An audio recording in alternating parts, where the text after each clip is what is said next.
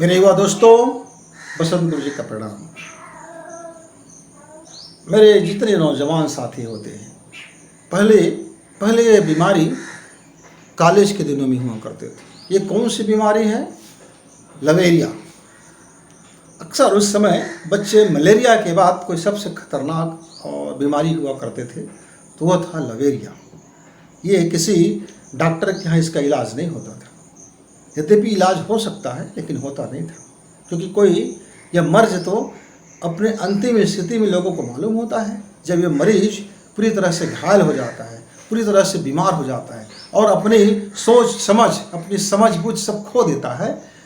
जब वह एक पकलेट जैसे हो जाता है तब लोगों को मालूम होता है, फिर तब लोग जानते हैं इसको क्या हो गया है।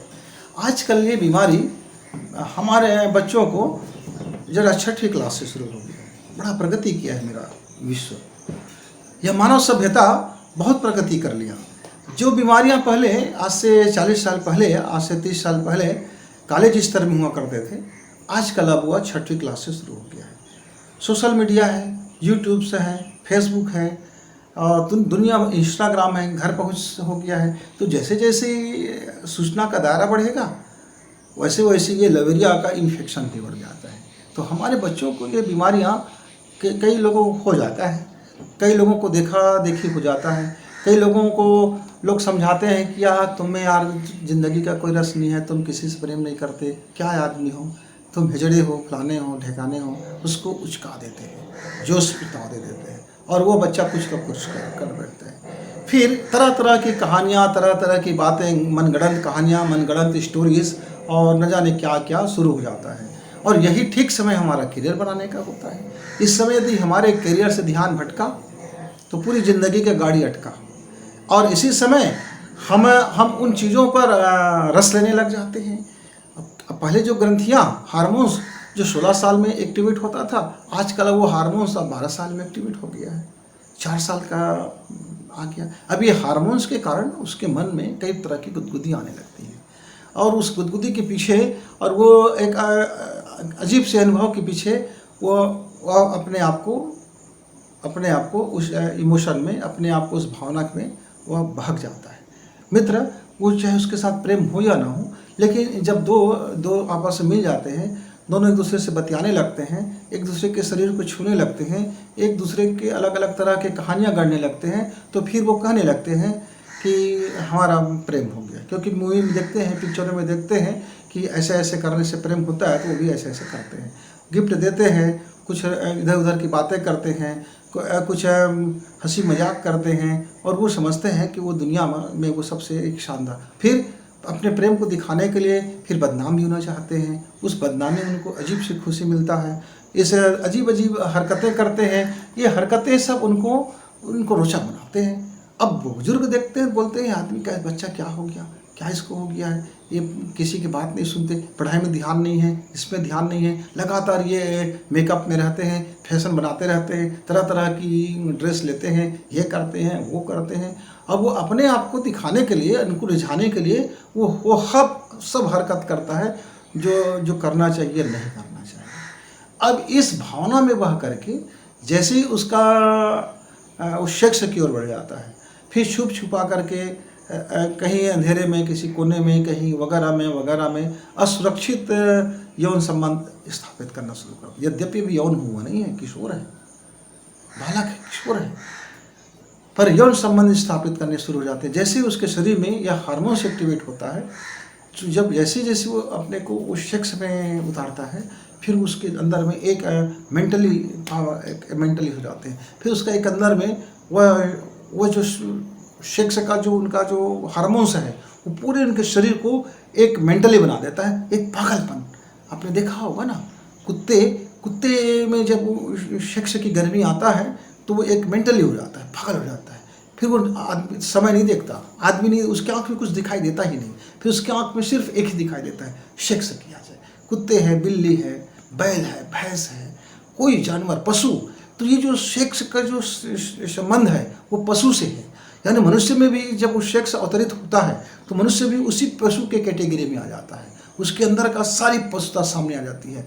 निर्भय होना, किसी को इज्जत नहीं करना, डरना नहीं, कुछ भी हो जाए, मतलब उस दुनिया में उस समय अपने आप को वह अपने को भूल जाता है कि वो क्या कौन है, मनुष्य है, आदमी है, पढ़ने वाले बच्चे हैं, उसका करियर का क्या होगा, उसका फ्यूचर का क्या होगा, उसका भविष्य का क्या होगा। माता पिता गुरुजी किसी का आंख में दिखाई नहीं देता, पूरी अंधेरा छा जाता है और वह शिक्षा की गर्मी में वो अपने आप को निछावर कर देता है। फिर ये भावनात्मक जो होता है, फिर शरीर और भावना दोनों मिलकर के मेरे बच्चे तबाह होने लगते हैं। घर के लोग समझाइश देते हैं पर बच्चे को समझ नहीं आता, क्योंकि उसको समझ आएगा कहाँ से, उसकी बुद्धि तो कुंद हो चुकी है, उसकी बुद्धि तो जरा अब जड़ हो चुका है।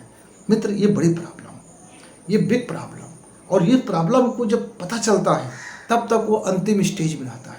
जब घर वालों को मालूम होता है तो वो अपनी सीमा रेखा पार कर चुका होता है। जब उनको खुद को लगता एहसास होता है कि उसने बहुत गलत दुनिया में कदम रख दिया है, तब तक वो इतने दलदल में डूब चुके होते हैं कि उनका कैरियर और उस पूरा लाइफ दांव में लग चुका होता है।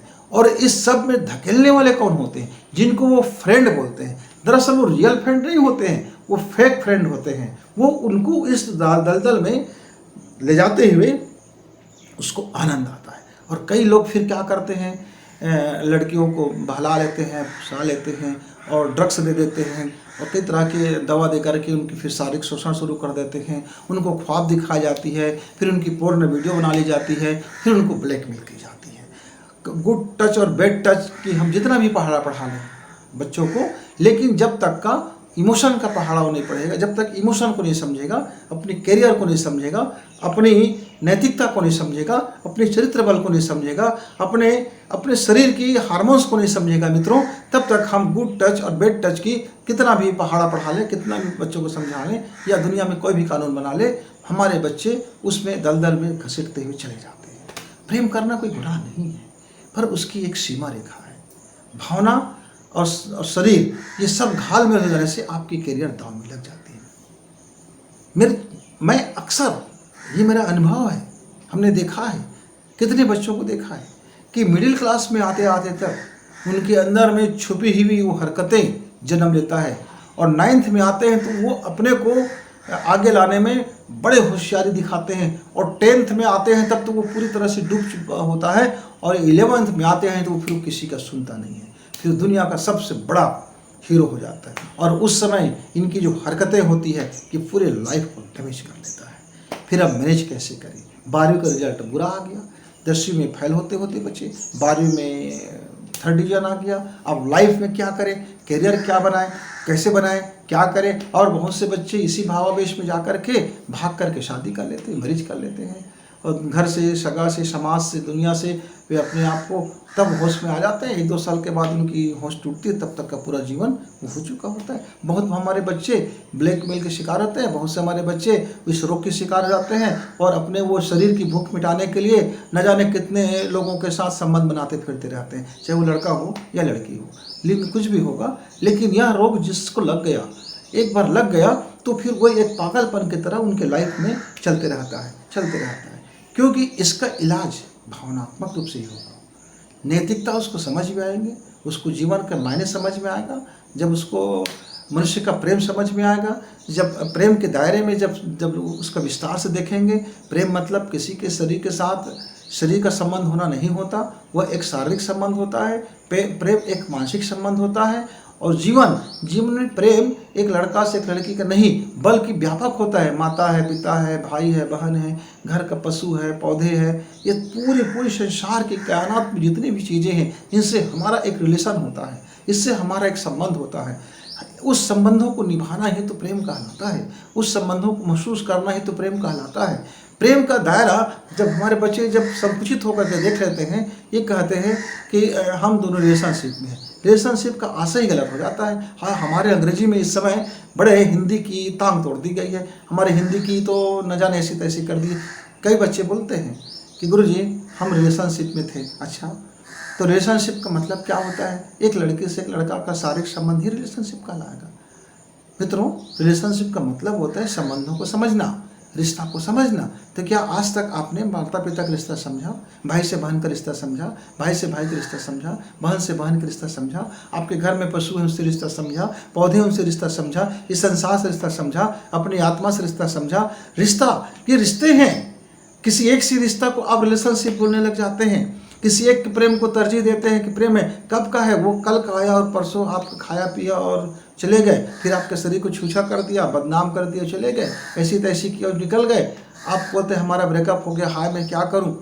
मित्रों, जो आपके लाइफ में अच्छा है नहीं उसका दूर हो जाना ही अच्छा, जो आपके जीवन के लिए बेहतर नहीं है उसका टूट जाना ही अच्छा। जो चीज़ें आपके, मान लीजिए कमीज मेरे शरीर को काटने लग जाए, या ये कमीज मेरे शरीर को गंदा करने लग जाए, या कपड़ा मेरे शरीर की ऐसी तैसी करने लग जाए, या कपड़ा मेरे जीवन को तबाह करने लगे, तो इस कपड़ा को निकाल के फेंक देना ही मेरे लिए अच्छा है, फेंक देना ही अच्छा होता है, फेंक दो। जब कोई घाव इतना अंग किसी बढ़ जाता है तब डॉक्टर उस अंग को काट के फेंक देते हैं, संभालते नहीं होता तो फेंक देते। तो ब्रेकअप आप ऐसे ही समझ लीजिए कि रिश्तों का एक ऐसा मवाद की स्थिति में आ जाता है कि आप उसमें प्रेम नहीं रह जाता, उसमें निखालिस बिजनेस हो जाता है, तब उसको टूट जाना ही अच्छा। मेरे बच्चे समझो, प्रेम को समझो, मेंटली हेल्थ को समझो, अपने शरीर को समझो, शरीर के विज्ञान को समझो। तो जैसे आप समझ में आएंगे कि हार्मोन्स को समझोगे, सेक्स को भी समझोगे, करियर को भी समझोगे, लाइफ को भी समझोगे और मोहब्बत को भी समझोगे, तो आपका जीवन सफलता से भर उठेगा, आपका जीवन बेहतरी से भर उठेगा, आपका जीवन महक से भर उठेगा। भागना नहीं है, छिपना नहीं है, दबाना नहीं है, कोई प्रेशर नहीं, उसको समझने की कोशिश करें। कोई बात आती है तो समझिए। मेरे एक बच्चे ने कहा कि गुरुजी मैं क्या बताऊं, रात दिन मैं उनके ख्यालों में डूबा रह जाता हूं, मैं उससे कैसे बाहर निकलूं। तो मैंने कहा बेटा इससे बाहर निकलना बिल्कुल सिंपल सी बात है।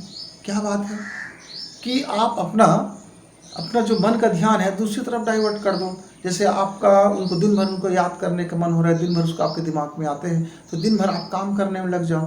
दिन भर आप जब कड़ी मेहनत करोगे, खूब मशक्क़त करोगे, खाओगे पियोगे, थकोगे, नींद आ जाएगा और नींद पड़ जाएगा। ऐसे करते करते कुछ दिन के बाद मालूम हो रहा है कि आपके दिमाग से बात आ ही नहीं रहा है। आप उसको दबाने की कोशिश करते हो, आप उस पर पड़े रहते हो, आप उसकी मेमोरी में पड़े रहते हो और दुनिया से ये कहते हो कि मेरे जहन से उसकी याद जाती नहीं है। मित्रों, ईश्वर ने हमें वरदान देकर रखा है, हमारी मेमोरी में कुछ समय के बाद हमारी सारी यादें धूमिल हो जाती हैं, हमारी सारी यादें वहाँ से निपट जाता है, अच्छे भी और बुरे भी। इसलिए जब आप कहते हो बार बार मुझे याद आता है, तब आप दुनिया को धोखा देते हो। किसी को कोई बार बार याद आता नहीं है, वो आप छद्म रूप में आप पड़े रह जाते हो। आप खुद को उसी परिस्थिति में डुबा के रखना चाहते हो, आप खुद को उसी कंडीशन में बनाए रखना चाहते हो।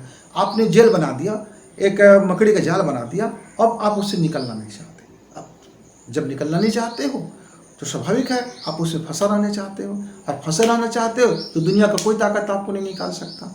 एक बंदर ने मुट्ठी पकड़ के चना को निकालना चाहा। बंदर पकड़ने वाले ने एक घड़ा में चावल रख दिया, घड़े का मुंह बहुत पतला था कि हाथ चला जाए पर मुट्ठी बाहर ना निकले। अब बंदर मुट्ठी को निकालने की कोशिश कर रहा है, निकल ही नहीं रहा है। अब बंदर से दूसरा बंदर पूछता है भैया क्या कर रहे हो? तो कहता है मुझको इस घड़ा ने पकड़ लिया है, यह घड़ा मुझको छोड़ ही नहीं रहा है, ये घड़ा ने मुझे पकड़ लिया है। तो वो दूसरा बंधन जो होता है बड़ा चालाक रहता है, कहता है भैया आप एक काम करो, जो मुट्ठी बांध के रखे हो ना उसको एक बार छोड़ दो। तो नहीं, चना गिर जाएगा तो फिर चना का लोग छोड़ना पड़ेगा। जैसे आप चने को हाथ से निकालोगे, मुट्ठी डाल के निकालोगे तो वो आपका फंसे रह जाओगे। तो आप चना छोड़ो, पहले आप हाथ बाहर निकल गया, अब बाहर निकल गया। अब एक काम करो, मटकी को पलट दो, मटकी पलट गया, अब मटकी को सीधे कर दो, सीधा हो गया, अब चना बाहर आ गया, आप चना को खा सकते हो। तो मित्रों, जब आप बुद्धि लगाते हैं, जब आप लॉजिक लगाते हैं, जब आप सही डायरेक्शन को, लॉ को समझते हैं, रिश्ता को समझते हैं, बुद्धि को समझते हैं, करियर को समझते हैं, तो सारा चीज़ गड़बड़ी जो हुआ है हम उसको ठीक कर सकते हैं और ज़िंदगी में पूरा अपनी जितना डैमेज हो चुका है उसको हम मैनेज कर सकते हैं। पर करना आपको है, अभ्यास योग आपको करना है, समझना आपको। समझ आते ही हम समझ जाते हैं कि डैमेज कितना हुआ है, और जब डैमेज कितना हुआ ये समझ आ जाता है तब फिर हम उसको मैनेज कर सकते हैं। यदि आप भी अपने पढ़ाई की उम्र में अपने करियर बनाने की उम्र में यदि रोमांस में फंस गए हो, लव लवेरिया में फंस गए हो, सेक्स में आप उतर गए हो, या किसी के ताका झाकी में लग रहे हो, किसी को छूने में आपको रस आ रहा है, किसी को देखने में आपको रस आ रहा है, किसी की सुंदरता पर फिदा हो रहे हो, किसी की बातें पर लटकों झटकों में फिदा हो रहे हो, कहीं देखने ताकने में लगे हुए हो, तो अपने को संभालिए, अपने को समझिए कि आपकी करियर दांव में लग गया है, आपका लाइफ दांव में लग गया है। मित्रों, तो एक बार इन तमाम चीज़ों को समझोगे, वहाँ उस रास्ते से स्वतः आपको बाहर निकलने का मार्ग सूझेगा।